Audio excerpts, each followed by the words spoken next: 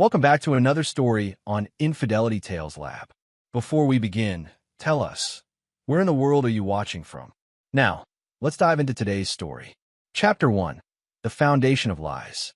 Tomas Woods adjusted his dress uniform one final time before entering the deployment briefing room at Fort Braxton. At 38, he carried himself with the quiet confidence of a man who'd served 3 tours in Afghanistan and earned his stripes the hard way. His weathered hands bore the calluses of both combat and carpentry, skills that had served him well in rebuilding villages overseas and his own home in North Carolina. The briefing room buzzed with familiar energy. Tomas had been selected for a 6-month NATO training mission in Germany, a prestigious assignment that would cap off his military career before his planned retirement. He'd already started sketching plans for the custom furniture business he wanted to launch with his father-in-law, Lawrence Moyer. Lawrence was more than family. He was Tomas's mentor and closest friend.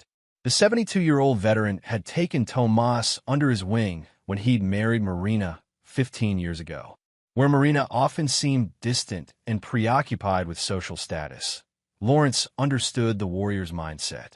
They'd spent countless evenings in Lawrence's workshop discussing everything from woodworking techniques to investment strategies. Woods, Colonel Henderson's voice cut through his thoughts. Outstanding work on the logistics assessment. Germany's lucky to have you. Tomas nodded respectfully. He'd worked 18-hour days perfecting the deployment logistics, knowing this mission could lead to a civilian contractor position, exactly the kind of stable future Lawrence had encouraged him to pursue. His phone buzzed with a text from Marina. "Dad's not feeling well. Can you stop by after your briefing?" Tomas frowned. Lawrence had seemed fine yesterday when they'd finalized the business loan paperwork for their future venture. At 72, Lawrence was healthier than men half his age, still running 5 miles every morning and working in his shop until sunset. The briefing concluded with handshakes and congratulations. Tomas packed his files, already mentally shifting gears to check on Lawrence. He'd promised his father-in-law they'd review the contractor applications for their first big project, a custom kitchen set for the mayor's wife. As he stepped into the corridor, 2 MPs flanked him immediately. "Master Sergeant Woods?" "That's right. You're under arrest for the murder of Lawrence Moyer." The words hit him like a physical blow. "What?" "Lawrence is when—" "Sir, you have the right to remain silent." The handcuffs clicked into place as Tomas's mind raced. Murder? Lawrence was supposed to be sick, not? The corridor blurred around him as they led him away, his decorated military career crashing down in a matter of seconds. Chapter 2. The Perfect Frame. 24 hours earlier, Lawrence Moyer had been very much alive, sitting in his kitchen with a cup of coffee and yesterday's newspaper. Marina entered through the back door, her expression carefully neutral. "Morning, Dad. How are you feeling?" Like a man who's about to make his son-in-law very wealthy, Lawrence chuckled, gesturing to the business plan spread across his kitchen table. "Tomas doesn't know it yet, but I'm putting him in my will as primary beneficiary. That boy deserves everything after what he's been through." Marina's smile faltered for just a moment. "That's generous of you. He's more of a son to me than—" Lawrence caught himself, but Marina had already heard the implicit comparison to her own son, Dennis. At 19, Dennis was struggling with college, spending more time at parties than in class, and showing no interest in following his stepfather's disciplined path. "Dad, about the business loan." Tomas mentioned some concerns about the timeline. "Nonsense. We're breaking ground on the workshop next month." Lawrence's eyes sparkled with enthusiasm. "I've already transferred the initial investment, $200,000, into the business account. Tomas will have full access once the paperwork clears." Marina excused herself and stepped outside, immediately dialing a number she'd memorized but never saved in her phone. "It's me," she said when Isaac Maldonado answered. "He's putting Tomas in the will. $200,000 is already transferred." Isaac Maldonado owned a successful security firm, with contracts spanning from corporate protection to private investigations. He was everything Marina felt Tomas wasn't: sophisticated, wealthy, and unencumbered by military discipline. Their affair had started 6 months ago during a charity gala, where Isaac had swept her off her feet with expensive wine and promises of a lifestyle Tomas's military salary could never provide. Then we moved tonight. Isaac said, "Are you certain about Dennis?" Marina's stomach clenched. Manipulating her own son was the price of this new life. But Isaac had made it clear, no loose ends. He'll do what I tell him. He always has. That evening, Lawrence sat in his study, reviewing investment portfolios on his computer. The house was quiet. Marina had taken Dennis to dinner, leaving Lawrence alone with his plans for the future. Isaac entered through the back door Marina had left unlocked. Lawrence looked up, surprised but not alarmed. He'd met Isaac a few times at social events. "Isaac, what brings you by so late?" "Business opportunity," Isaac said smoothly, approaching the desk. "Marina mentioned you're investing in Tomas's venture. I have some connections that might interest you." Lawrence gestured to a chair, but Isaac remained standing. They talked for several minutes about contractors and suppliers, Lawrence growing increasingly enthusiastic about the possibilities Isaac presented. Isaac had done his research meticulously. He knew Lawrence took blood pressure medication every evening at 9. He knew the old man's routine, his habits, his trust in people. What Lawrence didn't know was that Isaac had been observing the house for weeks, learning every detail of the Moyer family's life. "Let me get us some coffee," Lawrence offered, rising from his chair. "Allow me," Isaac insisted, moving toward the kitchen. "You keep working on those numbers." In the kitchen, Isaac worked quickly. The digitalis extract, virtually undetectable unless specifically tested for, went into Lawrence's evening coffee. He'd procured it through contacts in his security business, men who specialized in problems that required permanent solutions. 20 minutes later, Lawrence complained of chest pains. By the time the paramedics arrived, called by Marina, who had returned home early from dinner, Lawrence Moyer was dead of an apparent heart attack. The plan was elegant in its simplicity. Lawrence's death would be ruled natural, an elderly man with a weak heart. Marina would inherit his estate, including the $200,000 already transferred to the business account. Isaac would handle the investigation through his security contacts, ensuring any inconvenient evidence disappeared. But they needed one more element to make it perfect, a suspect who would draw attention away from the real motive. Tomas's access to the business account, combined with his upcoming deployment, made him the ideal patsy. Chapter 3. The Testimony of Blood. The courtroom felt like a battlefield where Tomas had already lost the war. Sitting at the defendant's table in his orange jumpsuit, he watched his 19-year-old son Dennis take the witness stand.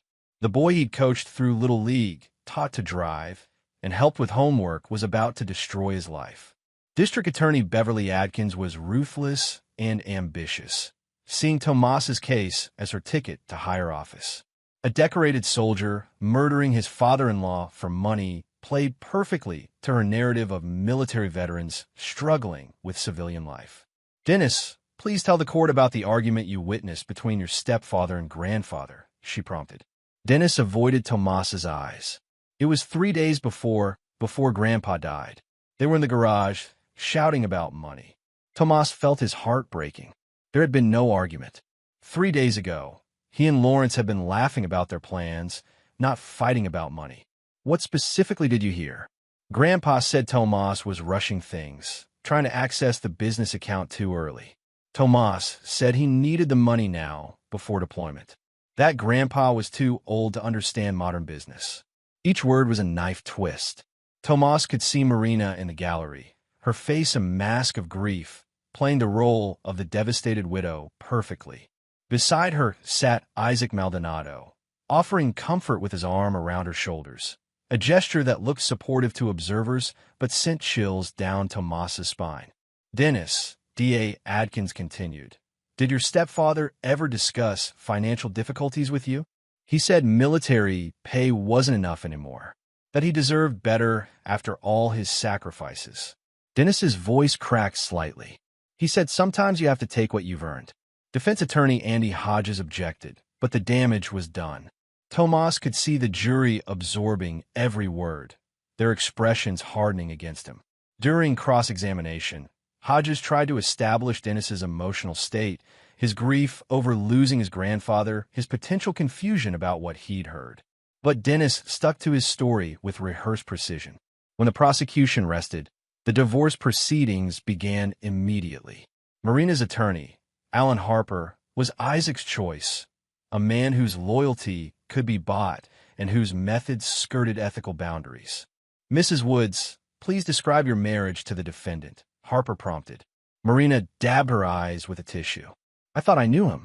20 years together, and I never suspected he could be capable of such violence. After Dad died, I found threatening letters Tomas had written about money. The business account passwords in his computer. It all made sense. The letters, of course, were forgeries, Isaac's specialty from his security work. The computer evidence had been planted during one of Isaac's visits to offer condolences while Tomas sat in jail. Your Honor, Harper continued, Mrs. Wood seeks not only dissolution of marriage, but protection from a man who murdered for financial gain. The prenuptial agreement clearly states. Objection. Hodges interrupted. The defendant hasn't been convicted. Sustained, but noted, Judge Marty Day replied wearily. As the proceedings dragged on, Tomas felt the walls closing in. His military pension, his savings, his freedom, everything was being systematically stripped away. Marina painted him as a controlling husband who'd grown increasingly unstable after his last deployment, someone capable of murdering the man who trusted him most. Isaac testified as a character witness for Marina, describing her as a devoted wife and daughter who'd been blindsided by her husband's crimes. His security firm had done a thorough investigation at Marina's request, uncovering evidence of Tomas's financial desperation and violent tendencies. But Tomas had been observing too. During his military career, he'd learned to read people, to notice details others missed. Isaac's testimony was too polished, too convenient. Marina's grief seemed performative, especially when she thought no one was watching. And Dennis, his son, was clearly terrified, glancing nervously at Marina whenever he spoke. When Judge Day asked if Tomas had anything to add before sentencing recommendations, Tomas reached into his jacket and withdrew a single sealed envelope. His lawyer looked surprised. They hadn't discussed any final evidence. Tomas slid the envelope across the table to Judge Day. The judge opened it, read the contents, and his face went completely white. Bailiffs, Judge Day's voice cut through the courtroom like a blade. Lock the doors. No one leaves this courtroom. Marina's lawyer, Alan Harper's jaw dropped as he watched the judge's reaction. Marina herself looked confused, but Isaac Maldonado had gone very still, his calculating eyes fixed on the envelope in the judge's hands. The tide was about to turn, and Tomas Woods was far from finished. Chapter 4. The Prisoner's Investigation. 3 months in county jail had taught Tomas Woods patience he never knew he possessed. While the outside world believed him to be a broken man awaiting trial, he'd been conducting his own investigation from behind bars. His cellmate, Eddie Hoffman, was a former private investigator serving time for evidence tampering, a man with both the skills and the connections Tomas needed. Military training's good, Eddie had told him during their first week together, but prison teaches you different skills. How to gather information when everyone wants to bury it. How to find allies in enemy territory. Tomas had started with what he knew. The timeline didn't add up. Lawrence's death certificate listed time of death as 9:47 p.m., but the coroner's report mentioned coffee in his system. Coffee Lawrence never drank after dinner due to his insomnia. Small inconsistency, but Tomas had learned that wars were won in the details. Through Eddie's connections, Tomas learned that Isaac Maldonado's security firm employed several ex-cons specializing in document retrieval and problem-solving. One of them, a man named Joey Crowley, had been seen near Lawrence's neighborhood the week before the murder. Crowley's got a weakness, Eddie explained during their daily yard walk. Gambling debts to some very unfriendly people. Word is he's been desperate for cash. Tomas filed that information away. In the military, intelligence gathering was about building a complete picture from scattered pieces. He was beginning to see the shape of the conspiracy against him. His breakthrough came from an unexpected source, his son Dennis. During a tense visitation, Dennis seemed different, nervous, exhausted, jumping at every sound. "Dennis, are you all right?" Tomas asked gently. I can't sleep. Dennis whispered, glancing around the visitation room. I keep thinking about Grandpa, about what I said in court. Son, if there's something you need to tell me. She said you'd go to prison anyway, that it didn't matter what I said. Dennis's voice broke. But Isaac said if I didn't testify, you'd blame me for Grandpa's death forever, that you'd never forgive me. Tomas felt pieces clicking into place. Marina and Isaac had played Dennis perfectly, exploiting his grief and confusion.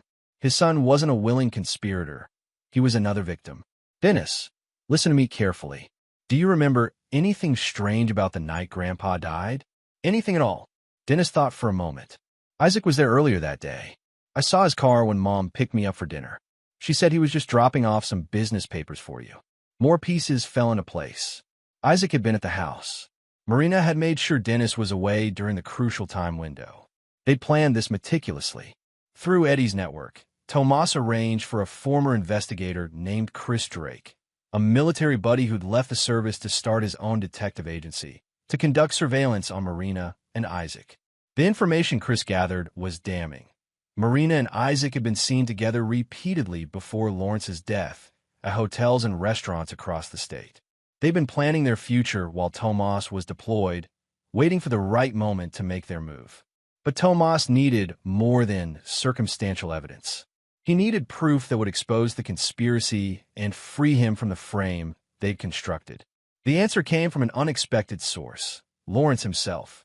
Lawrence had been old school about record-keeping, maintaining physical files for all his important documents. But he'd also been tech-savvy enough to install a comprehensive security system in his house 6 months earlier, a system Marina didn't fully understand. Chris Drake's investigation revealed that the security system had been installed by a company that competed with Isaac's firm. More importantly, the system had features Lawrence had never mentioned to Marina: hidden cameras with cloud storage backup, motion sensors with detailed logs, and audio recording capability in the study where Lawrence conducted his business. If Lawrence had been killed, if Isaac had been in the house that night, if Marina had been lying about the timeline, there would be digital evidence. Evidence that Isaac's security expertise hadn't accounted for because he didn't know it existed. Getting access to that cloud storage is going to take time, Chris warned during a coded phone conversation. The security company went out of business last month, and their servers are in legal limbo. How much time? Tomas asked. Court dates in 2 weeks. I might have something by then, but no guarantees. Tomas knew he couldn't rely on maybe. He needed an insurance policy, something that would buy him time if Chris's investigation fell through. That's when he remembered Lawrence's most important lesson about business: always have leverage. Lawrence had been involved in local politics for decades, serving on city council and various committees. He'd mentioned once that knowledge was power, especially when you knew where other people kept their secrets. If Lawrence had discovered Marina and Isaac's affair, if he'd suspected their plans, he might have created his own insurance policy. The answer was in Lawrence's safety deposit box, a box Marina didn't know existed because Lawrence had opened it recently, using a bank across town where Isaac's firm provided security services. Lawrence had been preparing for something, gathering evidence of his own. Through careful manipulation of legal procedures, Tomas's lawyer Andy Hodges obtained a court order to search the safety deposit box as part of the estate investigation. What they found changed everything.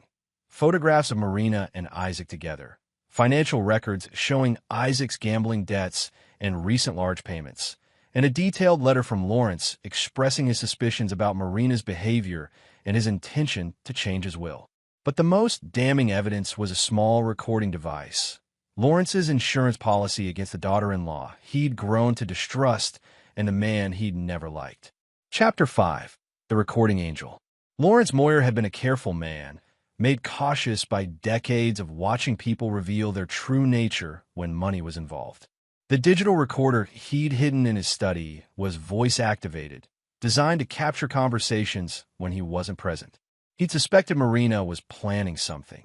Her sudden interest in his finances, her evasive answers about late nights out, her insistence that Dennis needed to understand the family business. The recording Chris Drake retrieved from Lawrence's safety deposit box was crystal clear, time-stamped at 8:47 p.m. on the night of Lawrence's death, exactly 1 hour before the coroner's estimated time of death. Isaac's voice came through clearly. The digitalis will mimic a heart attack. Quick, peaceful, and virtually undetectable unless they specifically test for it. Marina's response chilled Tomas to the bone. And you're certain this will work? I can't have any mistakes.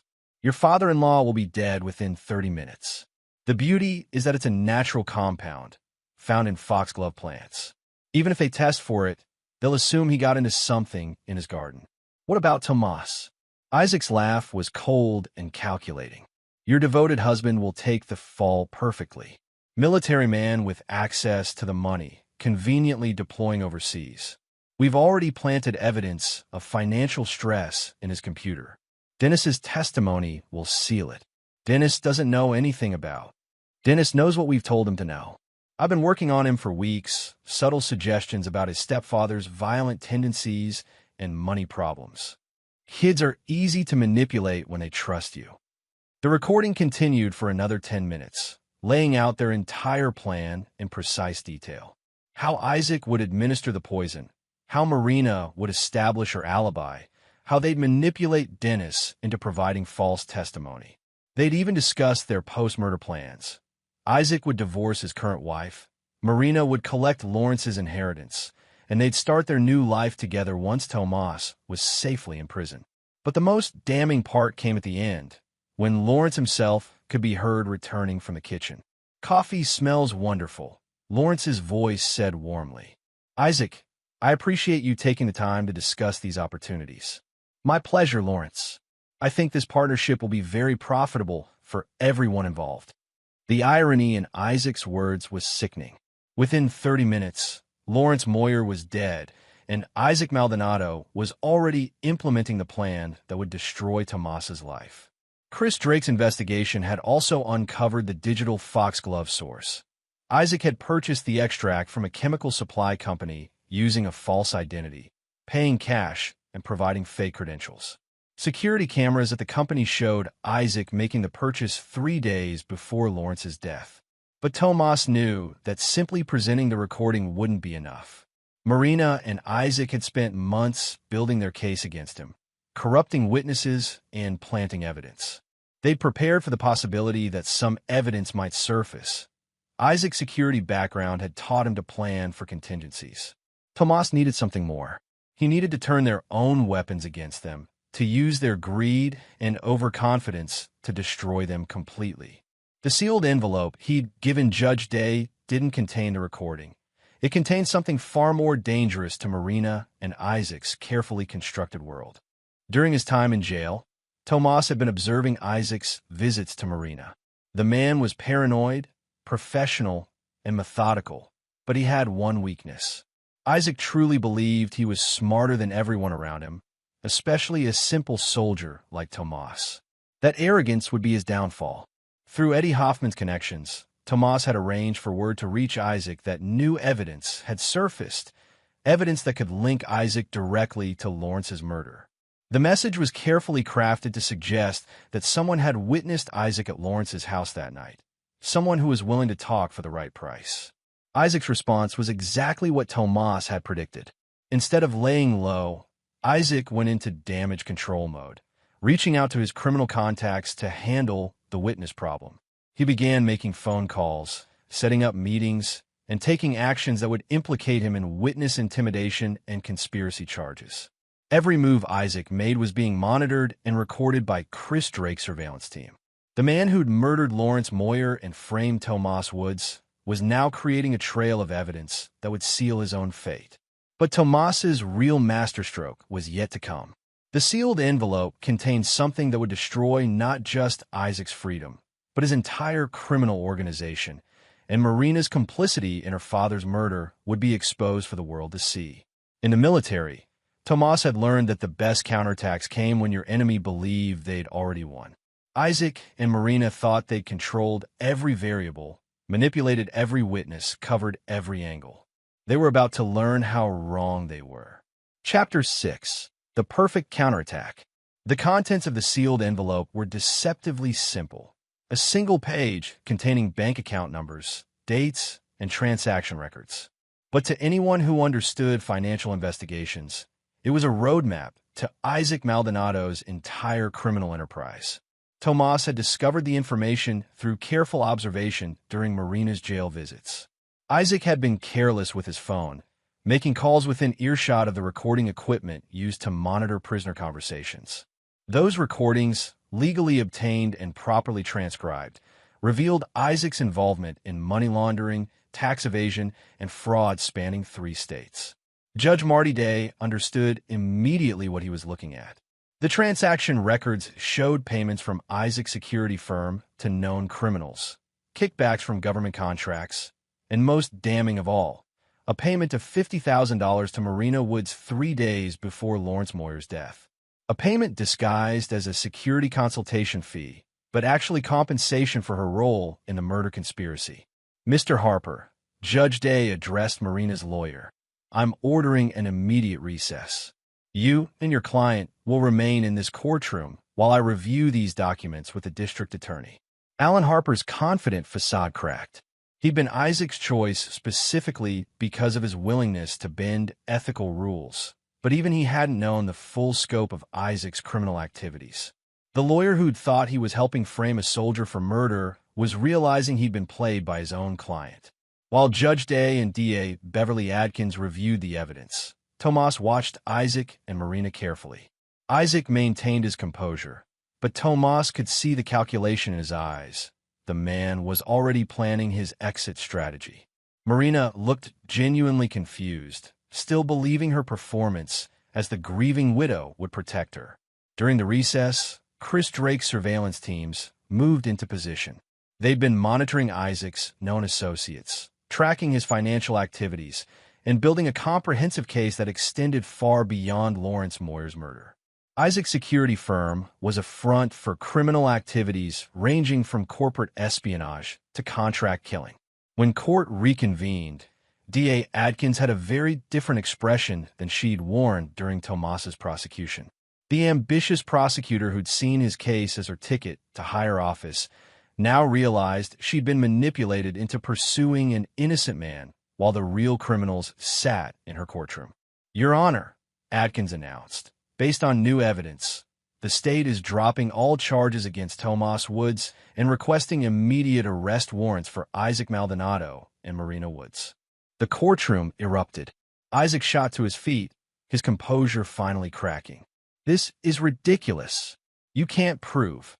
"Mr. Maldonado," Judge Day's voice cut through the noise like a blade, "you're under arrest for the murder of Lawrence Moyer, conspiracy to commit fraud, money laundering, and racketeering." Bailiffs. As handcuffs clicked around Isaac's wrists, his mask of sophistication finally fell away. The man who'd orchestrated Lawrence's murder and Tomas's frame-up was revealed as what he'd always been, a common criminal who'd gotten too clever for his own good. Marina's arrest was even more dramatic. When the bailiffs approached her, she turned to Dennis with desperation in her eyes. Tell them I'm innocent. You know I loved your grandfather." But Dennis wasn't the confused, manipulated boy who'd testified against Tomas 3 months earlier. During his father's imprisonment, Dennis had been carrying the weight of his false testimony, and the guilt had been eating him alive. When the truth came out, his relief was palpable. "Mom," Dennis said quietly, "I know what you did. I've known for weeks." It turned out that Dennis had overheard Marina and Isaac planning their testimony manipulation, had seen Isaac at the house the night Lawrence died, and had been living with the knowledge that his mother was a murderer while his stepfather sat in jail for her crime. As Marina was led away in handcuffs, she screamed accusations at Tomas, at Isaac, at anyone who would listen. The composed widow act had completely dissolved, revealing the desperate, greedy woman underneath. Her final words before the bailiffs removed her from the courtroom were directed at Isaac. "You promised me this would work. You said he'd never figure it out." Isaac's response was cold and professional even in defeat. "Plans change, Marina. You should have studied military tactics before you went to war with a soldier." With the real perpetrators in custody, Judge Day addressed Tomas directly. "Master Sergeant Woods, on behalf of this court, I apologize for the injustice you've suffered. All charges are dismissed, and you're free to go." But freedom was only the beginning of Tomas's revenge. Isaac and Marina had destroyed his life, manipulated his son, and murdered the man he'd considered a father. Legal justice was satisfying, but Tomas had learned something important during his months in jail. Sometimes the system needed help ensuring that justice was truly served. The military had taught Tomas that winning the battle was only half the objective. The other half was making sure your enemy could never threaten you again. Isaac Maldonado and Marina Woods were about to learn that lesson in ways they'd never forget. Chapter 7. The Reckoning Begins. Freedom tasted different than Tomas had expected. Walking out of the courthouse, he felt the weight of 3 months' worth of rage and calculation settling into cold purpose. Isaac and Marina were in custody, but their legal proceedings would take years. Years during which they might find ways to minimize their sentences or shift blame to others. Tomas had other plans. Dennis was waiting in the courthouse parking lot, looking older than his 19 years. The guilt of testifying against his stepfather had aged him, carved lines of responsibility into his face that hadn't been there before his mother's arrest. "Dad," Dennis's voice cracked. "I'm so sorry. I should have." Tomas pulled his son into a fierce embrace. "You were manipulated by professionals, Dennis. You're a victim in this too. What happens now?" Tomas looked back at the courthouse where Isaac and Marina were beginning their journey through the criminal justice system. Now we make sure they pay for everything they've done. Chris Drake joined them in the parking lot, his expression grim. "Tomas, there's something you need to know. Isaac's been putting word out through his criminal contacts. He's offering substantial money for information about you and Dennis. He's not accepting defeat gracefully." Tomas had expected this. Isaac was a professional criminal with resources and connections. Even in custody, he posed a threat to Tomas, to Dennis, and to anyone who'd helped expose his crimes. The man who'd murdered Lawrence Moyer wasn't going to go quietly to prison. "What kind of resources are we talking about?" "Offshore accounts, safe houses, and at least a dozen associates still on the outside," Chris replied. Isaac's security firm was more extensive than we realized. He's got people in law enforcement, corrections, and private security. Getting him arrested was just the first step. Tomas had spent months in jail observing Isaac's visits with Marina, studying the man's body language and listening to his carefully coded conversations. Isaac Maldonado was a planner and a survivor, qualities that had made him dangerous as an enemy and would make him even more dangerous as a corner criminal. Where's he being held? County lockup for now, but his lawyer's pushing for bail. With his connections and resources, he might get it. That night, Tomas sat in Lawrence's old workshop, surrounded by the woodworking tools they'd planned to use in their business partnership. Everything felt different now. The dreams they'd shared, the future they'd planned, all of it poisoned by Marina and Isaac's greed. But Lawrence had left him something more valuable than money or business plans. During his investigation, Tomas had discovered that his father-in-law had spent the last months of his life documenting suspicious activities in the community, activities that connected Isaac's security firm to local corruption, drug trafficking, and worse. Lawrence's files were meticulously organized, cross-referenced, and backed up in multiple locations. The old man had been building a case against Isaac's entire organization, gathering evidence that went far beyond murder conspiracy. He'd known his life was in danger and had prepared accordingly. Tomas spread Lawrence's documents across the workbench, studying connections and patterns his father-in-law had identified. Isaac's security firm had contracts with the county sheriff's department, the municipal airport, and several local businesses involved in less-than-legal activities. More importantly, Isaac had been blackmailing public officials for years, using his security access to gather compromising information. The scope of Isaac's criminal enterprise was staggering, but it also presented opportunity. Men like Isaac accumulated enemies along with wealth, people they betrayed, threatened, or stolen from over the years. Lawrence's files contained names, dates, and financial records that could destroy dozens of careers and send multiple people to prison. Tomas began making phone calls. The first was to Mayor Lorenzo Hastings, who, according to Lawrence's files, had been paying Isaac $50,000 annually to keep certain city contracts quiet. The mayor was facing re-election, An exposure of his deal with Isaac would end his political career. Mayor Hastings? This is Tomas Woods. I believe you know why I'm calling. There was a long pause. I heard about your situation. I'm glad justice was served. Justice is just beginning. I have documents that detail your financial arrangement with Isaac Maldonado. I also have evidence of your involvement in the airport construction kickback scheme. We need to meet. The second call was to Sheriff Randolph Lynch, whose department had provided security consultation contracts to Isaac's firm. Contracts that allowed Isaac's people access to arrest records, witness information, and evidence storage facilities. Sheriff, this is Tomas Woods. We need to discuss your relationship with Isaac Maldonado. Now listen here, Woods. No, you listen. Isaac's going down, and he's taking everyone with him. The question is whether you want to be part of the solution or part of the problem. I have financial records showing payments from Isaac's firm to your personal account. $25,000 last year alone. By dawn, Tomas had contacted 12 public officials, 3 business owners, and 2 federal investigators. Lawrence's documentation was so thorough that each conversation was backed by irrefutable evidence of corruption, bribery, or criminal conspiracy. The message was simple. Isaac Maldonado's criminal enterprise was collapsing, and everyone connected to it needed to choose sides quickly. Those who cooperated with Tomas's investigation would receive consideration. Those who remained loyal to Isaac would face federal prosecution. Within 24 hours, Isaac's support network began crumbling. Corrupt officials rushed to cut deals with federal prosecutors. Business associates distanced themselves from Isaac's firm. Even his own employees began providing evidence to save themselves from criminal charges. But Tomas's most devastating blow was yet to come. Marina's arrest had been satisfying, but her real punishment would be watching her comfortable lifestyle disappear completely. Isaac had promised her wealth and security in exchange for murdering her father and framing her husband. Instead, she was about to lose everything she'd ever valued and learn that some betrayals carry consequences that last a lifetime. Chapter 8. The Complete Destruction. Marina Woods sat in her cell, still processing the complete collapse of her world. 3 days after her arrest, her lawyer Alan Harper had been disbarred and arrested for his role in the conspiracy.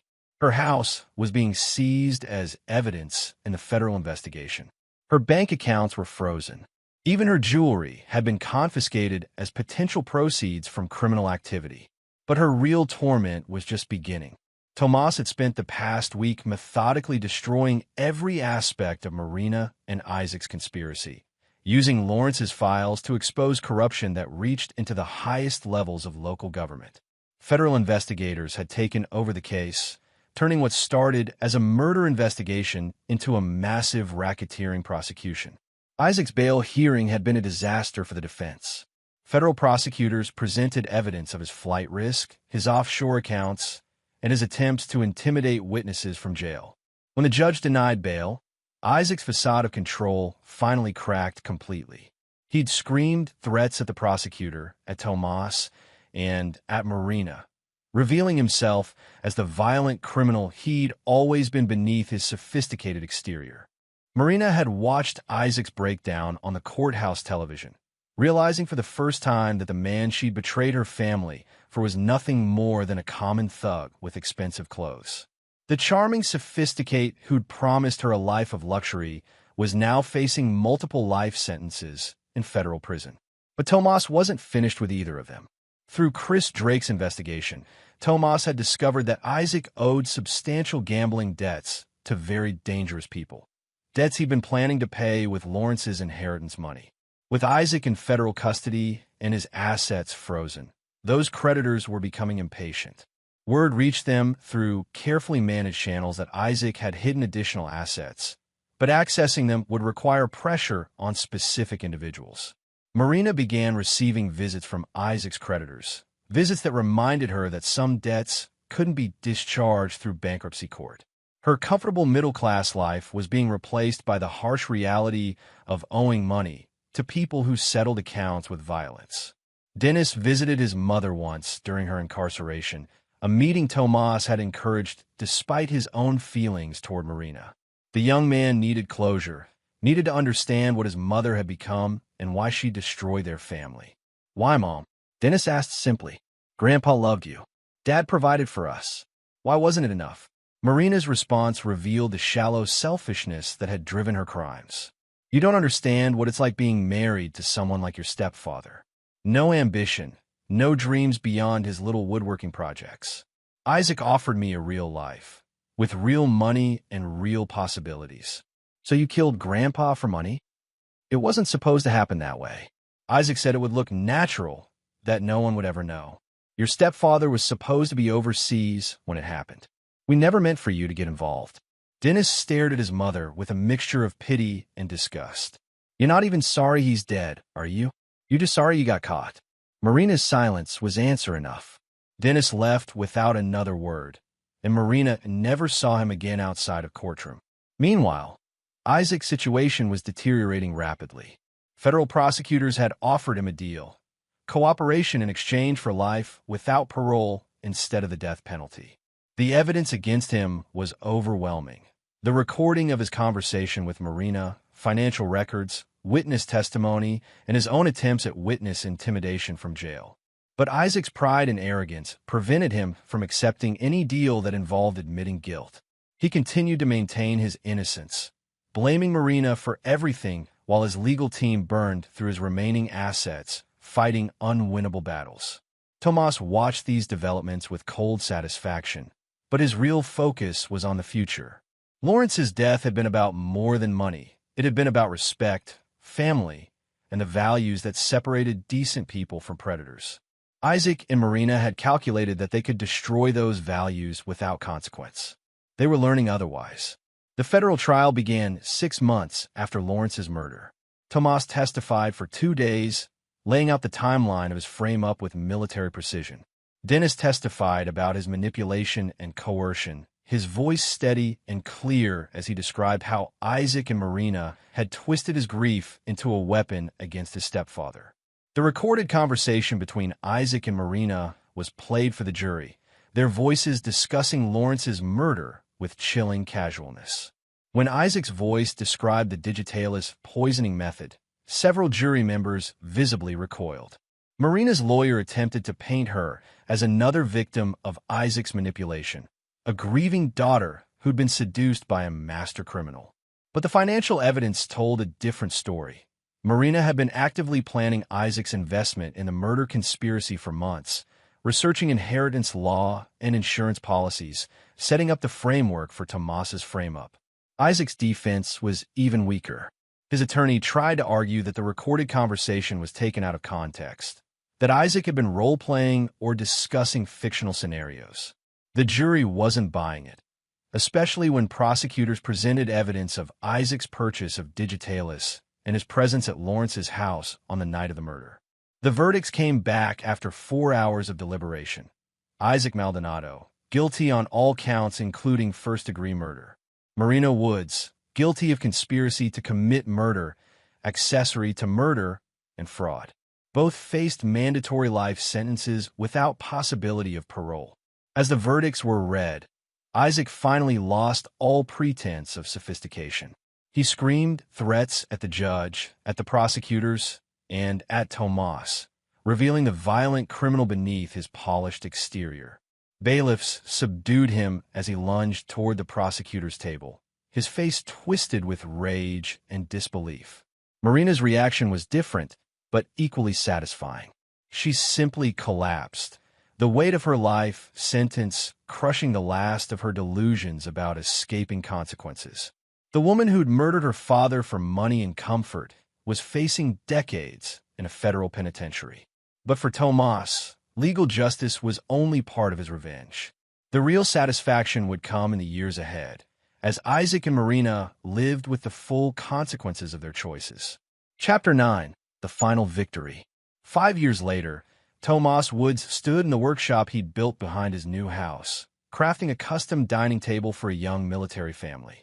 The business he and Lawrence had planned was thriving, employing 6 craftsmen and earning a reputation for quality that stretched across 3 states.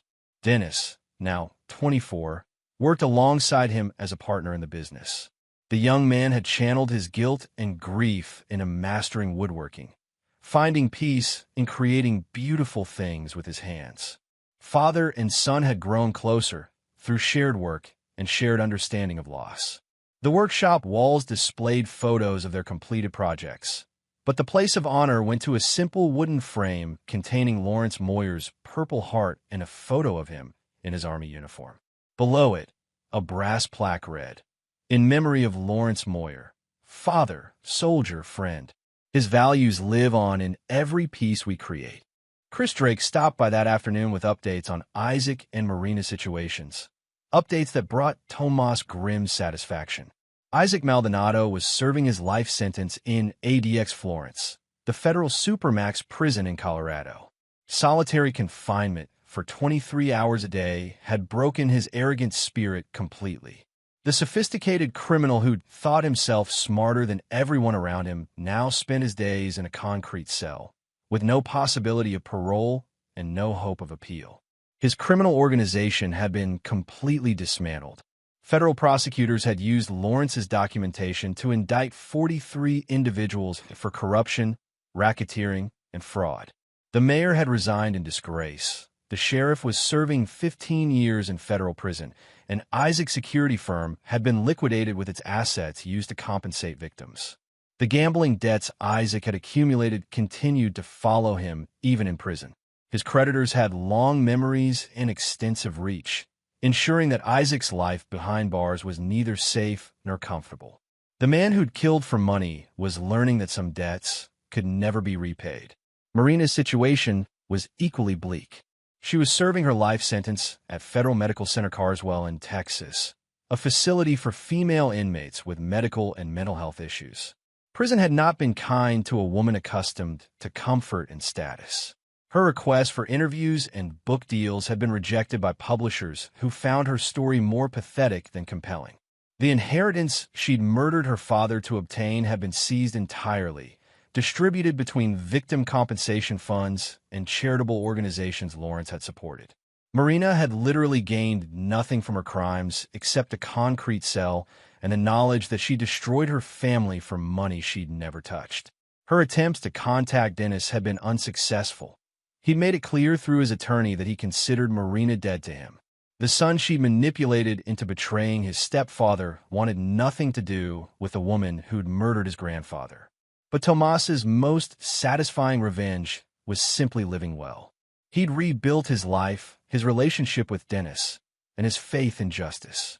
The military values Isaac and Marina had mocked, honor, loyalty, sacrifice, had proven stronger than their greed and selfishness. The woodworking business bore Lawrence's name, Moyer and Woods Custom Furniture. Every piece they created was a testament to the old man's memory and values. Customers often commented on the quality and attention to detail, not knowing they were witnessing the legacy of a murder victim who'd refused to let evil triumph. Dennis had enrolled in night classes, studying business and design while learning the craft during the day. He planned to expand the business into architectural millwork, creating custom pieces for homes and buildings throughout the region. The future Lawrence had envisioned was becoming reality, built on the foundation of justice and hard work. On the anniversary of Lawrence's death, Tomas and Dennis visited his grave.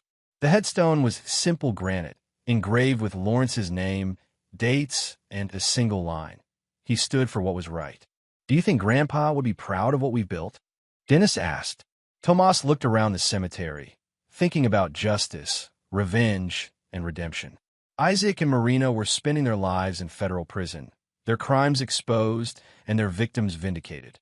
The corruption they participated in had been rooted out completely. The family they tried to destroy had emerged stronger. "I think he'd be proud that we didn't let hatred destroy us," Tomas replied. "Revenge is about making sure justice is served. But after justice comes the harder work, building something better than what was destroyed." As they walked back to their truck, Dennis paused. "Dad, do you ever regret how far you went to expose them? Some people think you should have just let the legal system handle everything." Tomas considered the question carefully. The legal system had ultimately worked, but only because he'd provided the evidence and pressure necessary to ensure justice. Without his investigation, Isaac and Marina might have received minimal sentences or found ways to escape accountability entirely. The system works when good people make sure it works, Tomas said finally. Lawrence taught me that some things are worth fighting for, no matter the cost. Family, honor, truth, these aren't just words. They're principles worth defending. They drove home in comfortable silence, past the courthouse where Marina and Isaac had been sentenced, past the community center Lawrence had helped fund, past the neighborhood where they'd built their workshop and their future. Justice had been served, revenge had been complete, and life had moved on. But the lessons remained. That evil actions have consequences, that good people must stand up to corruption, and that sometimes the best revenge is simply living well and building something better than what was destroyed. Isaac Maldonado and Marina Woods would spend the rest of their lives paying for their choices. Tomas Woods and Dennis would spend theirs honoring the memory of a good man and the values he died defending. In the end, that was victory enough. And there you have it. Another story comes to an end. What did you think? I'd love to hear your thoughts in the comments below. If you enjoy this story, consider joining our community by subscribing. It means the world to us. For more stories like this one, check out the recommended videos on screen. And I'll see you there. Welcome back to another story on Infidelity Tales Lab. Before we begin, tell us, where in the world are you watching from? Now, let's dive into today's story. Chapter 1. The Call That Changed Everything. Major Albert Nicholson pressed his back against the concrete barrier, rain mixing with sweat on his weathered face. The compound in Kandahar was supposed to be routine surveillance, 3 days of monitoring Taliban movement patterns. His team of 6 had been executing black operations for 12 years, and Albert had earned his reputation as a man who never left anyone behind. His satellite phone buzzed against his chest. Only 3 people had this number: his commanding officer, his handler, and Hartford General Hospital, the last being a precaution he'd set up when his son Kyle was born 6 years ago. "Nicholson here," he whispered into the device. "Major, this is Dr. Sarah Chun at Hartford General. We have your son Kyle in critical condition. Sir, we need you to understand. He was found locked in a storage shed behind your residence. For days without water, severe dehydration, and..." The doctor's voice cracked. "Sir, there are signs of deliberate neglect." Albert's world tilted. His mind, trained to process information under extreme stress, began cataloging details with mechanical precision. Kyle, 6 years old, loved dinosaurs, called him Hero Daddy in their video calls. "Where's my wife?" His voice was steady, betraying none of the Arctic rage building in his chest. "She's here, sir." There was an altercation when the paramedics arrived. She said some things about the situation being your fault for not paying enough attention to what matters. In the background, Albert heard a voice he'd once whispered love to, now screaming. "Should have been longer. Tell his Hero Daddy to pay up if he wants his precious boy to eat." The satellite phone shattered in Albert's grip.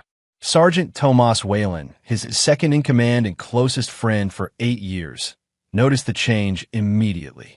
Albert's pale green eyes had gone from focused to predatory. It was a look Tomas had seen before, right before Albert had single-handedly eliminated an entire terrorist cell that had tortured civilians. "Boss," Tomas approached carefully. "Everything okay back home?" Albert stood slowly, his 6'3" frame unfolding like a weapon being assembled. "My son is dying because my wife locked him in a shed without water for 4 days." The other team members, Carlos Merrill, Kyle Dunn, Gary Hudson, and Nick Cooley, stopped their equipment checks. These men had fought beside Albert through hell itself, but they'd never seen this expression on his face. Extraction. Now, Albert's voice carried the kind of authority that moved mountains. "Tomas, call an emergency transport. I don't care if we have to abort the mission. I don't care if we have to start World War III. Get me home in 12 hours. What Albert didn't say, what he couldn't say in front of his team, was that his wife Mercedes Nicholson had just declared war on the wrong soldier. She didn't know that Albert Nicholson was a man who had spent 12 years perfecting the art of making people disappear, both enemies and problems. She didn't know that betrayal was the one sin he never forgave, never forgot, never let go unpunished. As the helicopter lifted off into the Afghan night, Albert began planning. Mercedes thought she knew her husband, the man who sent flowers on anniversaries, who video called every night to read Kyle bedtime stories, who deposited his military pay into their joint account without question. She was about to meet the other Albert Nicholson, the one who had earned his code name Reaper by being the last thing his enemies ever saw. The flight to Germany would take 4 hours. The flight from Germany to Hartford would take 8. That gave Albert 12 hours to transform from loving husband and father into something else entirely. By the time his boots touched American soil, Major Albert Nicholson would be dead. In his place would stand a man with no moral boundaries, no legal constraints, and no mercy for those who had harmed his son. Mercedes Nicholson had no idea that she had just triggered the most dangerous enemy she would ever face. But she was about to learn. Chapter 2. Revelations in Reconnaissance. Hartford General Hospital's ICU wing buzzed with controlled chaos. Albert had arrived 16 hours after the call, having moved heaven and earth to get emergency transport. His son Kyle lay unconscious, tubes and wires monitoring vitals that should never be this weak in a 6-year-old body. Dr. Chen met Albert at Kyle's bedside. Major Nicholson? I'm Dr. Chen. Kyle is stable now, but it was touch and go for the first few hours. Severe dehydration, malnutrition suggesting this wasn't the first time, and she hesitated. There are old bruises, consistent with being grabbed forcefully. Albert's jaw tightened, but his voice remained steady. Prognosis? Full recovery, physically. Emotionally, he keeps asking if he was bad, if that's why Mommy put him in the dark place. The words hit Albert like shrapnel. He reached down and gently touched his son's hand. Kyle's eyes fluttered open, bright blue like his father's, but now holding shadows no child should carry. Daddy. Kyle's voice was barely a whisper. I wasn't bad. I promise I wasn't bad. I know, buddy. I know you weren't bad. Albert had to force the words past the fury threatening to consume him. Daddy's here now. Nobody's going to hurt you again. After Kyle fell back asleep, Albert found Mercedes in the hospital cafeteria. She sat across from a man Albert didn't recognize, tall, dark-haired, wearing a mechanic's jumpsuit with Wayland's Auto Repair embroidered on the chest. The surname made Albert's blood freeze. Tomas Wayland was his best friend, his brother in arms. This had to be a relative. Albert approached their table with the silent stride that had made him legendary in special operations. Mercedes looked up, and for a split second, fear flashed across her face before being replaced by defiance. Albert, you finally decided to show up. Her voice carried practiced venom. This is Ricky Wayland, Tomas's cousin. We've been getting to know each other while you've been playing soldier. Ricky Wayland looked uncomfortable but didn't back down. Look, man, I didn't know you were. Mary. Albert's voice was conversational, almost friendly. With a 6-year-old son who was dying upstairs while you were what? Getting to know my wife? Mercedes stood up, her 5'6" frame dwarfed by Albert's presence. Don't you dare judge me, Albert. You left us.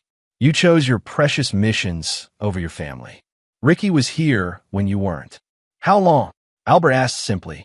What? Mercedes seemed thrown by the direct question. How long have you been sleeping with Tomas's cousin while I've been deployed? Ricky shifted uncomfortably. Man, this is between you and... Albert's gaze shifted to him, and Ricky's words died. Anyone who knew Albert well would recognize this look. It was the same expression he wore right before eliminating high-value targets. 18 months, Mercedes said defiantly. 18 months of not being alone. 18 months of someone actually being here for me. And Kyle? How long has this been going on with Kyle? What's going on with Kyle? Mercedes's voice rose defensively. Albert leaned forward slightly. When he spoke, his voice was so quiet that other diners couldn't hear, but every word hit Mercedes like a physical blow. A storage shed. For days. No water. A 6-year-old child asking if he was bad because his mother locked him away while she entertained her boyfriend. Ricky went pale. Mercedes, you told me he was at his grandmother's. Shut up, Ricky. Mercedes's mask was slipping. Albert, You don't understand. I needed space. I needed to think. Kyle was supposed to stay quiet. He was supposed to stay quiet while locked in a shed without water. Albert's voice had gone completely flat while you decided you needed space. The conversation was interrupted by Dr. Chun approaching their table. Major Nicholson, I'm sorry to interrupt, but Kyle is asking for you. Also, there are some people here who need to speak with you. Social services and police. Albert stood. Of course there are. As he walked away, he heard Ricky's voice behind him. Mercedes, what the hell have you done? That guy looks like he could kill someone with his bare hands. Mercedes's reply would haunt Ricky later. Let him try. He's got no proof of anything. Besides, what's he going to do? He's a soldier, not a criminal. She had no idea how wrong she was. Albert Nicholson had spent 12 years learning skills that made the line between soldier and something much darker almost invisible. And she had just given him every reason to cross that line. Chapter 3. The investigation begins. Detective Ellen Bond had seen plenty of domestic situations in her 15 years with Hartford PD, but something about this case felt different. The military father was too calm, too controlled. Most parents in a situation would be screaming, crying, demanding immediate arrests. Major Albert Nicholson sat across from her in the hospital conference room like he was attending a mission briefing. Major, we need to understand the timeline, Detective Bond said, her notepad ready. You've been deployed for how long? 3 months, this rotation. I typically deploy for 3 to 4 months. Then I'm stateside for 2 months. I've maintained this schedule for 6 years, since Kyle was born. And during your deployments, your wife was Kyle's primary caregiver. Correct. Albert's answers were precise, military crisp. I spoke with Kyle via video call every day at 1800 hours Eastern Time. He was always clean, fed, and happy to see me. Detective Bond made notes. When was your last call with Kyle? 4 days ago. Mercedes said he was sleeping. Said he'd been fighting a cold and needed rest. Albert paused. I should have insisted on talking to him. Sir, this isn't your fault, Detective Bond said gently. Can you think of any reason your wife might have struggled with childcare recently? Albert was quiet for a long moment. When he spoke, his voice was carefully controlled. Detective, I discovered today that my wife has been involved with another man for 18 months. I suspect Kyle may have discovered this relationship or become inconvenient to it. Do you have proof of this relationship? I saw them together today. She introduced him as someone she's been getting to know. Her words. Albert leaned forward slightly. Detective, I need you to understand something. I've spent 12 years protecting this country from people who harm children. I will not tolerate someone harming my child, regardless of their relationship to him. Detective Bond felt a chill. Sir, I understand your anger, but I'm not angry, Detective. I'm stating a fact. Albert's pale green eyes met hers. I want a full investigation. I want to know everything about what happened to my son. I want to know how long this has been going on. And I want to know exactly who was aware of my son's situation and did nothing to help him. The door opened, and a woman in a business suit entered. Detective Bond? I'm Sandra Hayes from Child Protective Services. I need to speak with Major Nicholson about temporary custody arrangements. As Sandra Hayes explained the legal procedures, Albert listened with the same focused attention he brought to operational briefings. Kyle would remain hospitalized for at least another week. During that time, both parents would be investigated. Mercedes had already been charged with child endangerment, but she'd been released on bail. Where is she staying? Albert asked. I can't share that information, Major, Sandra Hayes replied. But I can tell you that she's not permitted unsupervised contact with Kyle until our investigation is complete. After the officials left, Albert remained in the conference room. He pulled out his personal phone and made a call. Tomas? It's Albert. I need to ask you about your cousin Ricky. Tomas Whalen's voice came through clearly. Ricky? What about him? Wait. Albert, shouldn't you be with Kyle? How is he? He's alive. Tomas, how well do you know Ricky?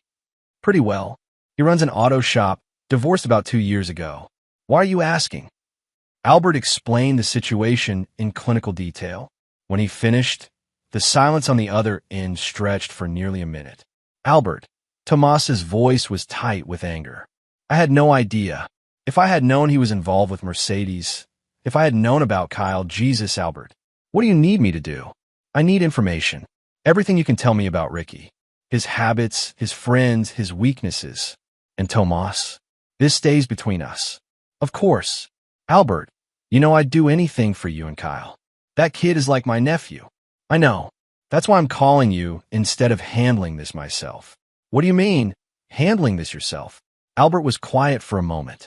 Tomas, we've been through 12 years of operations together. You know what I'm capable of when someone threatens what I protect. Albert, you can't. I can't what? I can't protect my son? I can't ensure that the people who hurt him face consequences.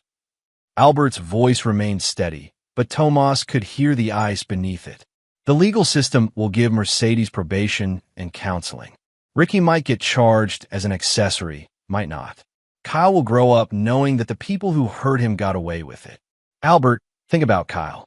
Think about what you'd be throwing away. I'm thinking about Kyle. I'm thinking about making sure this never happens again. To him, or to any other child. Albert stood and walked to the window overlooking the parking lot. Tomas, in our line of work, we eliminate threats. This is a threat to my son. This isn't Afghanistan, Albert. This is Connecticut. There are laws here. Laws that failed to protect a 6-year-old boy from being locked in a shed without water for 4 days. Albert's reflection in the window looked like a stranger. Someone far more dangerous than the man who had kissed his wife goodbye 3 months ago. I'll be in touch. As Albert hung up, he realized that his old life, the life where he trusted the system, where he believed in justice through proper channels, had died the moment he heard Kyle's small voice asking if he'd been bad. Now, there was only the mission. Protect Kyle and eliminate the threats to him. Everything else was just details. Chapter 4. Gathering Intelligence. Albert rented a small apartment 3 blocks from Hartford General, telling the landlord he needed temporary housing while his son recovered. The truth was more complex. He needed a base of operations that Mercedes couldn't access or monitor. The apartment was sparse. A single bed, a table, 2 chairs, and a secure laptop that existed outside any official military channels. Albert had learned long ago that some operations required resources that couldn't appear on any government inventory. His first call was to Kyle Dunn, the team's intelligence specialist. Kyle, I need deep background checks. Personal, financial, digital footprints. 2 targets, Mercedes Nicholson and Ricky Whalen. Albert rattled off social security numbers, birth dates, and known addresses. Albert, is this official? Because if it's not official. It's personal, and I need it yesterday. Kyle Dunn had served with Albert for 6 years. He knew better than to ask more questions. Give me 12 hours. I'll send everything to your secure drop. Albert's second call was to Gary Hudson, their logistics expert. Gary, I need surveillance equipment. Civilian grade, untraceable. Audio, video, tracking devices. How much are we talking about? Enough to monitor 2 subjects 24/7 for several weeks. And Gary? This conversation never happened. What conversation? By evening, Albert had positioned himself across the street from Ricky's auto shop. The building was a converted warehouse in Hartford's industrial district, the kind of neighborhood where unusual sounds at night wouldn't draw attention. Through military-grade binoculars, Albert observed the routine. Ricky worked alone most of the time, staying open until 8 p.m. He drove a modified Chevy pickup, lived in a second-floor apartment above the shop, and appeared to have no security system beyond standard door locks. More importantly, Mercedes arrived at 6:30 p.m., just as the last customer left. Albert watched through the large bay windows as Mercedes and Ricky embraced. Their body language spoke of a relationship far deeper than the 18 months Mercedes had admitted to.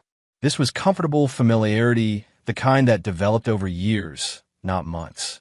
His phone buzzed with an encrypted message from Kyle Dunn. Package delivered to secure drop. Warning, contents explosive. Albert drove to a storage unit facility where he maintained a personal locker under an alias. Inside, Kyle Dunn had left a tablet loaded with information that made Albert's jaw clench. Mercedes' financial records showed regular cash deposits over the past 3 years. Far more money than her part-time job at a boutique could explain. The amounts coincided perfectly with Albert's deployment schedules. Ricky Whalen's records were even more interesting. Divorced 2 years ago, but the divorce papers cited infidelity as the reason. His ex-wife had filed a restraining order claiming emotional abuse and threatening behavior. More troubling, there were 2 police reports from neighbors complaining about loud arguments and sounds of distress from his previous address. But the most damning evidence was digital. Kyle Dunn had recovered deleted text messages between Mercedes and Ricky dating back 36 months, not 18. The messages painted a picture of a relationship that had begun while Albert was deployed to Syria, had intensified during his subsequent deployments, and had recently become strained. The breaking point appeared to be Kyle himself. Recent messages showed Mercedes complaining that Kyle was becoming a problem, that he was asking too many questions about where she went at night and why Uncle Ricky was at their house so often. Ricky's responses were chilling. The kid's smart. Maybe too smart. You need to handle this before it becomes our problem. Mercedes' reply, I know how to handle my son. Albert read that exchange 3 times, his hands steady despite the rage building in his chest. This wasn't neglect. This wasn't even abuse. This was attempted murder. His phone rang. Dr. Chin's number. Major Nicholson? Kyle is awake and asking for you. But I need to warn you, he's been talking to our child psychologist, and some of what he's saying, you need to prepare yourself. Albert drove to the hospital in silence, his mind already shifting from intelligence gathering to operational planning. He'd identified his targets, understood their capabilities and weaknesses, and confirmed the threat they posed to Kyle. Now came the most dangerous part of any mission, execution. In Kyle's room, Albert sat beside his son's bed and listened to things no father should ever hear. Kyle spoke in the careful way children do when they're afraid of getting in trouble, describing months of being locked in closets when Uncle Ricky visited, being told that if he ever told Daddy about the visits, both Mommy and Daddy would go away forever. She said you wouldn't love me anymore if you knew I was bad, Kyle whispered. She said the shed was practice, to see if I could be good when you came home. Albert held his son's small hand and made a promise he intended to keep. Kyle, I will always love you. And I promise you, nobody will ever hurt you again. What he didn't tell Kyle was that keeping that promise would require Albert to become someone else entirely. Someone who could ensure that threats to his son were permanently eliminated. Chapter 5. The trap is set. Albert's surveillance had revealed a pattern. Every Tuesday night, Mercedes and Ricky drove to a remote cabin Ricky owned in the Litchfield Hills, about an hour from Hartford. The cabin was isolated, accessible only by a dirt road that wound through dense forest, with no neighbors for miles. It was perfect. Albert spent 3 days conducting reconnaissance on the property. Military training had taught him that the best operations appeared completely natural to the targets. Mercedes and Ricky needed to come to the cabin willingly, without suspicion, and they needed to believe they were in complete control of the situation. The solution came from Kyle Dunn's intelligence package. Ricky was facing financial difficulties. His auto shop was 3 months behind on rent, and he owed significant money to several suppliers. More importantly, he'd been making inquiries about selling the cabin. Albert created a buyer. Using an identity he'd established years earlier for off-the-books operations, Albert contacted Ricky as Thomas Blackwood, a cash buyer interested in purchasing the cabin for a weekend retreat. The offer was generous, enough to solve Ricky's immediate financial problems and leave him with a substantial profit. I can have cash in hand by Friday, Albert told Ricky over the phone, disguising his voice with a slight southern accent. But I need to see the property Tuesday evening. I know it's unusual timing, but I'm flying back to Atlanta Wednesday morning.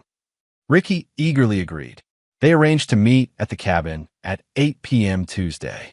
Albert's plan was elegantly simple. He would arrive at the cabin before Ricky and Mercedes establish control of the situation and then have a conversation. The kind of conversation where certain truths would be revealed, certain confessions would be made, and certain problems would be permanently resolved. On Tuesday afternoon, Albert visited Kyle at the hospital. His son was improving physically, but the psychological damage would take time to heal. Kyle still flinched when nurses approached too quickly, still asked permission before speaking, still apologized for things that weren't his fault. "Daddy, when can I come home?" Kyle asked.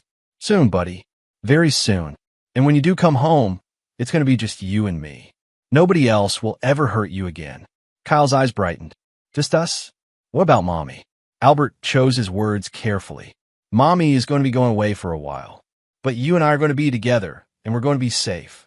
That evening, Albert drove to the cabin in a rented SUV equipped with the surveillance equipment Gary Hudson had procured. He arrived 2 hours early, using the time to prepare the scene. The cabin was a simple 2-room structure with a stone fireplace and minimal furniture. Albert disabled the main circuit breaker, ensuring the only light would come from the fireplace. He positioned cameras in corners where they would capture everything but remain invisible in the dim lighting. Most importantly, he prepared himself mentally for what was about to happen. Albert had killed before, in Afghanistan, in Syria, in places whose names would never appear in official reports. But those have been enemies of the state, terrorists, people who threaten American interests. This was different. This was personal. At 7:45 p.m., Albert heard the rumble of Ricky's pickup truck approaching. He positioned himself in the cabin's small back room, where he could observe and listen without being seen. Mercedes and Ricky entered the cabin, arguing. "I still don't understand why you need to sell this place," Mercedes was saying. "It's perfect for us. Private, secluded." "Because I need the money," Ricky snapped. "Because your husband's fancy military salary doesn't help me when my business is failing." "Albert's military salary?" Mercedes laughed bitterly. "Albert doesn't know about the money I've been giving you. He thinks I'm saving for Kyle's college fund." Albert's hands clenched. Kyle's college fund. Money he'd saved for his son's future, stolen to support his wife's affair. "Well, after tonight, we won't need his money anymore," Ricky said. "This buyer is paying cash. Enough to get me out of debt and set us up somewhere new." "What about Kyle?" Mercedes asked. "What about him?" "The state is investigating. They'll probably place him in foster care or with relatives. Either way, he won't be our problem anymore." Albert stepped out of the back room. "No," he said quietly. "Kyle won't be your problem anymore. But you've become mine." Chapter 6, Confessions in the Dark. The temperature in the cabin seemed to drop 10 degrees when Albert emerged from the shadows. Mercedes gasped, stumbling backward into Ricky, who had gone pale in the dim firelight. "Albert." Mercedes's voice cracked. "What are you doing here? How did you?" "Thomas Blackwood," Albert said conversationally, settling into the chair facing them. "Amazing what people will believe when you offer them exactly what they need. Ricky needed money. I needed you both in an isolated location. Symbiotic relationship." Ricky reached for his phone. "I'm calling the police." "No signal," Albert said without moving. "I disabled the cell tower about a mile back. Military-grade jamming equipment. Very effective in situations like this." "Situations like what?" Mercedes demanded, though her bravado was clearly forced. "Albert, you're scaring me." "Good. Fear is appropriate right now." Albert leaned forward slightly. "You should be afraid. Do you know what I am, Mercedes? I mean, really know? You're a soldier. I'm a killer." The words hung in the air like smoke. "I've eliminated over 40 targets in the past 12 years. Terrorists, enemy combatants, people who threatened American interests. I'm very good at making problems disappear." Ricky tried to edge toward the door. Albert's gaze shifted to him, and he froze. "Sit down, Ricky. We're going to have a conversation, and you're going to want to be comfortable." "Albert," Mercedes said, "try to regain control. Whatever you think you know. I know you've been stealing from Kyle's college fund to support your boyfriend for 3 years," Albert said calmly. "I know you've been locking my son in closets and sheds to hide your affair. I know you deliberately starved and dehydrated a 6-year-old child because he was inconvenient to your relationship." He reached into his jacket and withdrew a tablet, showing them the recovered text messages. Mercedes's face went white as she read her own words about handling Kyle. "That's not. You're taking those out of context," she stammered. "Really? What context makes the kid smart? Maybe too smart, an acceptable thing to say about a 6-year-old boy. What context makes I know how to handle my son appropriate when the method is attempted murder?" Ricky found his voice. Look, man, I never hurt Kyle. That was all Mercedes. I told her to be careful. You told her to handle the problem. Albert interrupted. Kyle was the problem. A 6-year-old child who asked too many questions about why his mother's boyfriend was in his house. Albert stood and walked to the fireplace, his back to them.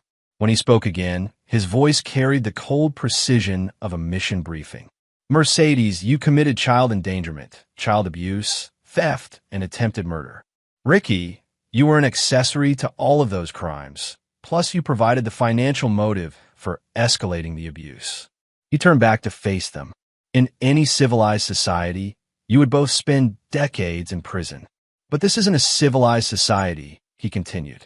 This is a world where child abusers get probation and therapy, where men who help torture children walk free because they didn't personally turn the lock, where a 6-year-old boy grows up knowing his mother tried to kill him and faced no real consequences. Mercedes was crying now. Albert, please. I made mistakes, but I never meant to really hurt him. I just needed space to think. You needed to choose between your son and your boyfriend. Albert's voice cut through her tears like a blade. You chose the boyfriend. You chose to eliminate the child who threatened your affair. He walked closer to them, and both Mercedes and Ricky shrank back. Here's what's going to happen, Albert said. You're going to tell me everything. Every detail of what you did to Kyle, every time you hurt him, every decision you made that led to my son nearly dying in a hospital bed. You're going to confess everything. It's going to be recorded. And if we don't, Ricky asked. Albert smiled. It was the most terrifying expression either of them had ever seen. Then I stopped being a civilized man and start being what I was trained to be. And trust me, you don't want that. The confessions began at 9:17 p.m. and continued for over 2 hours. By the time Albert was finished, he had enough evidence to destroy both of their lives in ways the legal system never could. But evidence was only the beginning of his plan. Chapter 7. The Judgment. By midnight, Albert had recordings that would have destroyed Mercedes and Ricky in any court of law. But Albert wasn't interested in legal justice anymore. The legal system had failed to prevent Kyle's abuse. It would fail to adequately punish it. Albert was implementing a different kind of justice. Here's what happens next, Albert said, his voice carrying the authority of someone accustomed to life and death decisions. Mercedes, you're going to sign over full custody of Kyle to me. You're going to transfer every penny you stole from his college fund back to his account. And you're going to disappear from our lives forever. Albert, I can't. You can, and you will. Because the alternative is that these recordings find their way to every social media platform, every local news station, and every employer you might ever hope to work for. You'll be known as the woman who tried to murder her 6-year-old son for a boyfriend. Mercedes was sobbing now, but Albert felt no sympathy. He'd heard Kyle's small voice asking if he'd been bad. Mercy was a luxury he could no longer afford. Ricky, Albert continued, you're going to confess to the police that you were aware of Kyle's situation and did nothing to help him. You're going to accept whatever charges they file, serve whatever sentence they give you, and you're never going to contact anyone in my family again. And if I refuse? Ricky's voice was barely a whisper. Albert walked to a duffel bag he'd placed in the corner and withdrew items that made both Mercedes and Ricky gasp. Plastic restraints, duct tape, tools that had no innocent explanation. Ricky, I've spent 12 years learning how to make people disappear without a trace. I know how to make deaths look accidental. I know how to dispose of bodies so they're never found. Albert's voice remained conversational, as if he were discussing the weather. Right now, you have a choice. You can accept legal consequences for your actions, or you can face the consequences I'll impose. You're bluffing, Ricky said, but his voice shook. You wouldn't risk Kyle growing up without a father. Albert's smile returned, cold and predatory. Ricky, you helped torture my son. You think I care about legal consequences anymore? You think there's any risk I won't take to ensure Kyle's safety? He picked up one of the tools, a military-issue combat knife with a serrated edge. The only reason you're still breathing is because I want Kyle to know that justice was served legally. But if you force my hand, the threat hung in the air like a death sentence. Mercedes broke first. I'll sign the papers. I'll transfer the money. Just let me see Kyle one more time to say goodbye. No, Albert's response was immediate and final. You lost the right to see Kyle when you locked him in a shed to die. You're going to sign the papers and disappear. If you ever contact Kyle, if you ever try to see him, if you even drive through Hartford again, I will find you. Ricky was hyperventilating. What about the buyer? What about the cabin's sale? There is no buyer. There never was. This was all a setup to get you both here, so we could have this conversation without interruption. Albert pulled out legal documents he'd prepared in advance. Mercedes signed these. Ricky, you're going to call Detective Bond in the morning and schedule a meeting to confess your involvement. As Mercedes signed away her parental rights with shaking hands, Albert felt a cold satisfaction. This wasn't the justice Kyle deserved. That would have required much harsher measures, but it was the justice Albert could give him while still being the father Kyle needed. One last thing, Albert said as they prepared to leave. If either of you ever speaks about what happened here tonight, if you ever try to claim I threatened you or force these confessions, remember this. I have recordings of you admitting to child abuse and attempted murder. I have financial records proving theft.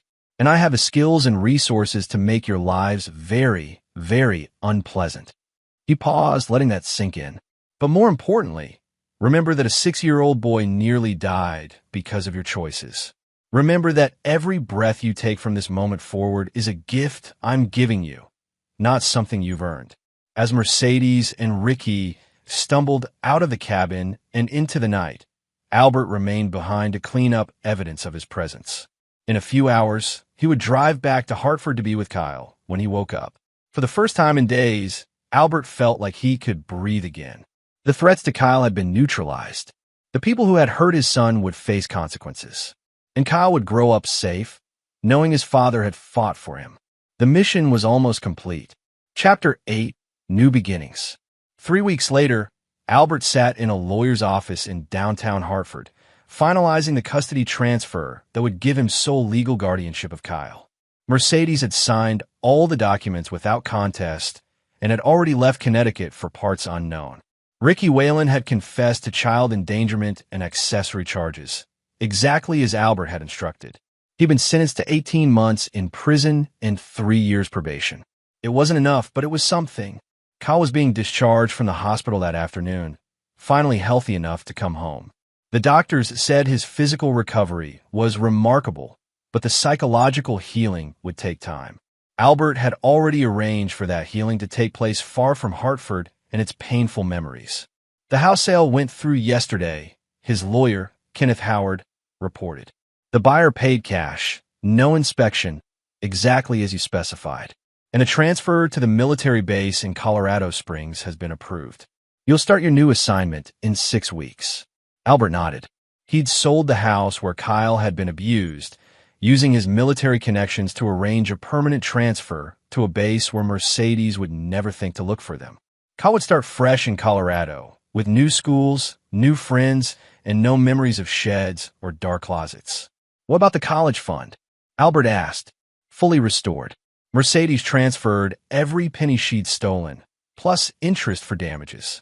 Kyle's education is secure. As Albert left the lawyer's office, his phone buzzed with a text from an unknown number. Albert, I need to see Kyle. Please. I'm his mother. Albert deleted the message without responding. He'd warned Mercedes what would happen if she tried to contact them. Apparently, she decided to test his resolve. That evening, Albert picked Kyle up from the hospital. His son was excited, chattering about the cartoons the nurses had shown him and the ice cream he'd been allowed to eat for lunch. The shadows were still there in Kyle's eyes, but they were fading. Daddy, where are we going to live? Kyle asked as they drove through Hartford. We're going to Colorado, buddy.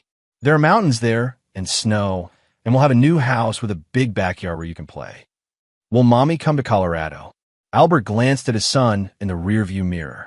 This was the conversation he'd been dreading, but Kyle deserved the truth, presented in a way a 6-year-old could understand. No, Kyle. Mommy won't be coming with us. Sometimes grown-ups make choices that hurt people they love, and when that happens, they have to face consequences. Mommy made choices that hurt you, so she can't live with us anymore. Kyle was quiet for a moment. Is it because I was bad? No, buddy. You were never bad. You were perfect. Mommy forgot how to take care of you properly, but that was her mistake, not yours. They drove in comfortable silence until Kyle spoke again. Daddy, will you always take care of me? Always, Albert promised. No matter what happens, no matter where we go, I will always protect you and take care of you. That night, they stayed in a hotel near the airport. Their flight to Colorado left in the morning, and Albert wanted Kyle to be well-rested for the journey to their new life. As Kyle slept in the adjoining bed, Albert received another text from Mercedes. I'm at the hospital. They told me Kyle was discharged. Where are you? I have rights. Albert typed a single response. You signed away your rights. Contact us again and face the consequences. His phone remained silent for the rest of the night. At 3 a.m., Albert's secure phone rang. It was Tomas Whalen. Albert, I need to tell you something. Ricky called me from prison. He's scared. He says you threatened to kill him. And Albert's voice was steady. Albert, what really happened at that cabin? Justice happened, Tomas. The kind of justice the legal system couldn't provide. Albert, you can't just... I can't what? Protect my son? Ensure that the people who tortured him face real consequences. Albert looked at Kyle, sleeping peacefully for the first time in weeks. Tomas, your cousin helped abuse a 6-year-old child. Whatever consequences he's facing, he earned them. I know, but there are no buts, Tomas. There are people who protect children, and there are people who hurt them. Choose which side you're on. The line went quiet for a long moment. When Tomas spoke again, his voice was resigned. You know I'd choose Kyle every time. But Albert, promise me you're done. Promise me this is over. Albert watched his son sleep, safe and protected for the first time in months. It's over. As long as Kyle is safe, it's over. But in the back of his mind, Albert knew it would never truly be over. He would spend the rest of his life watching for threats to Kyle, ready to eliminate them with the same cold efficiency he'd shown in Afghanistan. Some missions never ended. Some wars were fought one battle at a time for the rest of your life. Albert Nicholson was prepared for that war. Chapter 9. The Price of Protection. 6 months later, Albert and Kyle were settled into their new life in Colorado Springs. Kyle was attending a small private school where the teachers understood that some children needed extra patience and gentleness. He was making friends, sleeping through the night, and had stopped flinching when adults moved too quickly. Albert had been assigned to a training position at the base, working with new recruits in counterterrorism operations. It was demanding work, but it kept him stateside and available for Kyle's needs. Their new house was a modest 2-story home with mountain views and a large backyard where Kyle had learned to throw a football and was attempting to build the world's most elaborate treehouse. On weekends, they hiked mountain trails and visited air shows at the base. To any observer, they were a perfect father-son team, healing from past trauma and building a bright future together. But Albert knew the truth was more complex. On a Tuesday evening in October, Albert was helping Kyle with homework when his secure phone rang. The caller ID showed a number he recognized but hadn't expected to see again. Albert, it's Detective Bond from Hartford PD. Albert stepped into the kitchen, away from Kyle. Detective, how can I help you? I need to ask you about Mercedes and Ricky Whalen. We found Mercedes' car abandoned at a rest stop outside Albany 3 months ago. She's been missing since then. Albert felt nothing. No surprise, no concern, no guilt. I'm sorry to hear that. Albert, I have to ask, do you know anything about Mercedes' disappearance? Detective, I've been in Colorado for 5 months. I haven't had any contact with Mercedes since she signed the custody papers. Both statements were technically true. What about Ricky? He's serving his sentence, but he's been making claims. Says you threatened him. Says you're dangerous. Ricky Whalen helped torture my 6-year-old son, Albert said calmly. If he feels threatened by the consequences of those actions, that's his problem. Detective Bond was quiet for a moment. Albert, off the record, do you know what happened to Mercedes? Albert looked through the kitchen doorway at Kyle, who was carefully working through a math problem with the concentration of someone who'd learned that getting things right mattered. Detective, Mercedes chose to abandon her son rather than face the consequences of nearly killing him. Some people can't live with what they've done. Some people run away from responsibility. Albert paused. And some people discover that running away doesn't solve anything. Albert, Detective, unless you have evidence that I was involved in whatever happened to Mercedes, I think this conversation is over. I have a son to take care of, and that's my only priority. After hanging up, Albert returned to Kyle's homework. His son looked up with bright eyes that no longer held shadows. "Who was that, Daddy?" "Just someone from work, buddy. Nothing important." That night, after Kyle was asleep, Albert sat on his back porch looking at the stars. His phone buzzed with a message from an encrypted number. "Package delivered as requested.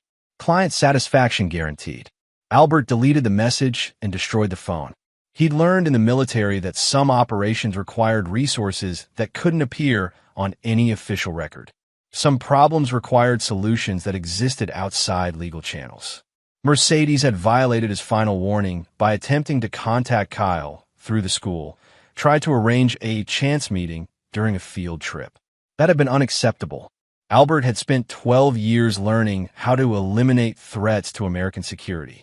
Protecting Kyle from a woman who tried to murder him had simply required applying those same skills on a personal level. The next morning, Kyle bounded into the kitchen full of excitement about an upcoming school camping trip. As Albert made pancakes and listened to his son's chatter about mores and ghost stories, he felt the deep satisfaction of a mission completed successfully. Kyle was safe. The threats had been eliminated. They had a new life in a place where the past couldn't reach them. Some people might call what Albert had done extreme.